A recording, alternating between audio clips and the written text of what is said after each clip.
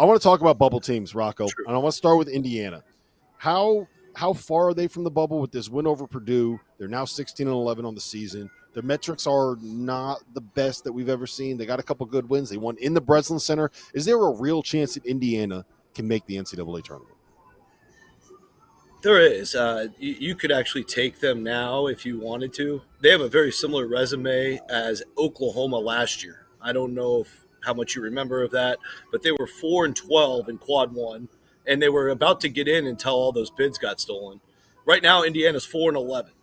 So it's they're in that cusp. I think the problem with Indiana is they have 4 real wins to look at in that Quad 1. The one, of course, today with Purdue, the big one at the Breslin Center. And then you got to go all the way to the second half of Quad 2 to get into their next set of wins. So they're 6-11 through Quad 2, but those are bottom Quad 2 wins. And then you go all the way into Quad 3 to get to 12-11. So you could take them, but I just think their win percentage is a little too low for my taste, and I'd like to see them get a few more wins. All right, we got Penn State at Washington, at Oregon, Ohio State at home. If they go 2-2 in that run, is that enough? No, because those are not tournament caliber teams. I give me 3-1, and we can probably get there. All right, Arkansas won yesterday. Yep. We had them on Friday's Field of 68 as one of the first 4 out. Obviously, a great win there against a tournament team, a locked tournament team in Missouri.